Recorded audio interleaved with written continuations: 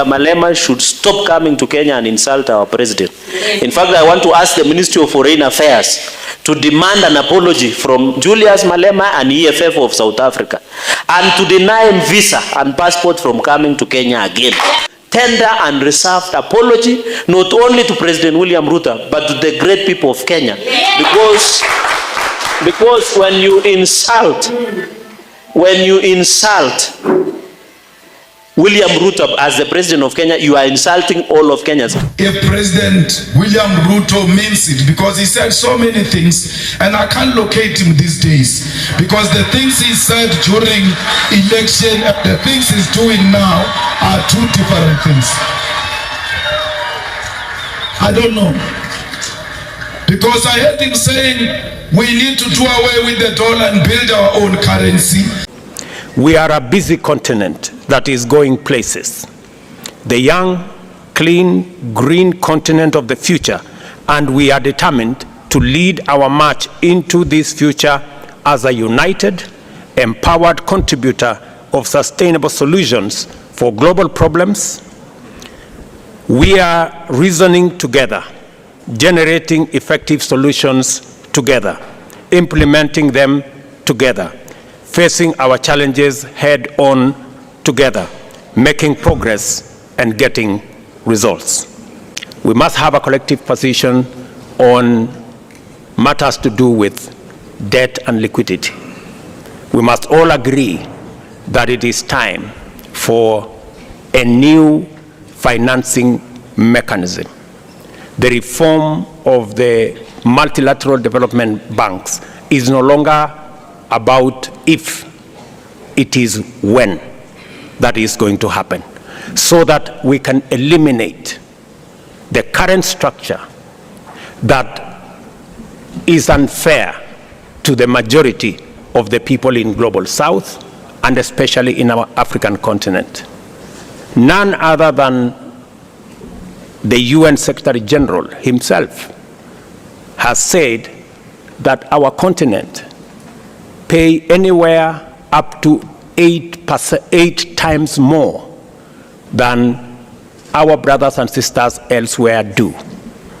It is only fair that we have a financing mechanism that treats everybody equally. All of us have read about the animal farm, where there are some that are more equal than others.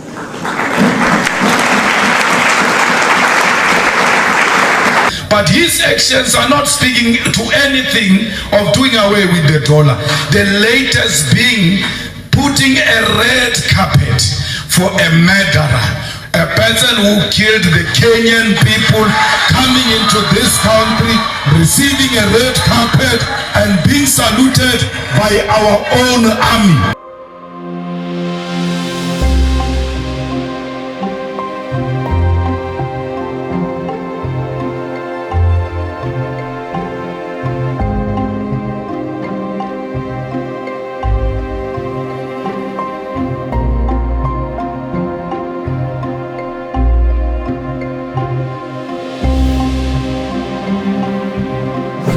The British know what they did to the Kenyan people, and they've got no business putting their foot here, except that they should pay reparations to the Kenyans, because that's the only way, and that's the only genuine apology we'll accept from the British. So we don't think that his visit is of any significance in the development of Kenya and the African continent, unless they are able to commit the pounds, trillions of pounds, to try and heal the deep wound that they've left in Kenya. So, and we are here to correct that mess, that if he left a message of colonialism and imperialism, we are here to undo the work that he did during his visit. The wrongdoings of the past are a cause of the greatest sorrow and the deepest regret. There were abhorrent and unjustifiable acts of violence committed against Kenyans as they waged, as you said at the United Nations, a painful struggle for independence and sovereignty. And for that, there can be no excuse. While there has been efforts to atone for the death, injury, and suffering inflicted on Kenyan Africans by colonial government, much remains to be done in order to achieve full reparations. This is not a Kenyan army, it's not a colonialist army. The Kenyan army is a product of the Mau Mau rebellion, and those who killed our people in the Mau Mau rebellion cannot be saluted by the same army of the children of those who were killed during Mau Mau rebellion. We have a duty to stay true to the cause. We have a duty to remind the king and Britain of what they did to us. Indeed, he shows no remorse. He says this was bad, it shouldn't have happened. But he runs short of, I apologize, I am sorry. He will never say he is sorry, for because he thinks that his race makes him superior and he's not qualified to apologize to those who are junior to him. We call upon the Kenyan government to be firm and to decide what they want to be. Do they want to be Pan-Africanist, or do they want to be proponents of neo-colonialism? You can't have it both. Only one call must be made, and that call is of Pan-Africanism.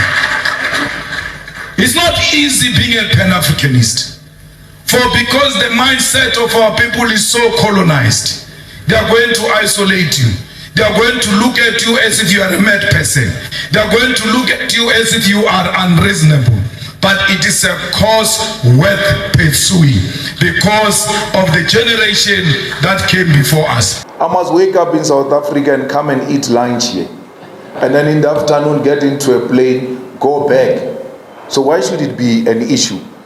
Jambo ambalo kwamba hatukulifurahia kabisa, kuonekana kama nchi yetu ya Kenya hatuna upinzani ambao wanaweza kuzungumza, bali anakuja mpinzani kutoka South Africa kuja kutuzungumzia. Tungemwambia Bwana Malema aombe msamaha kwa nchi yetu, aombe msamaha kwa rais. Tungeliomba Umoja wa Mataifa na serikali yetu izidi kuhimiza umoja wa kuhakikisha kwamba amani ya kudumu inapatikana Palestina na ulimwengu kwa ujumla, kwa sababu two wrongs never make one right. An eye for an eye, the world will go blind. Kama Waislamu tunaomba jambo hilo liangaliwe kwa makini sana. Na hata mtu mwingine ametoka South Africa, hajui Kenya, ameingia tu asubuhi ameanza kusema mambo ya Kenya. Tungetaka kuambia wageni wakitembea waheshimu viongozi wa ile nchi wametembea. Sisi tumetembea nchi za ng'ambo na tunaenda tunakaa, hatuwezi kumtusi rais wa nchi ya ng'ambo. Hatuwezi ingilia siasa ya huko. Huyu amekuja ni mjuaji, amefika asubuhi. Saa 8 mambo ya Kenya anajua hata kuliko sisi. Simulimsikia yeye. Na pale kwao nilikuwa hapo December. Rationing ya stima ni 7 hours. Na sisi hatuongei kwa sababu tunaheshimu hawa.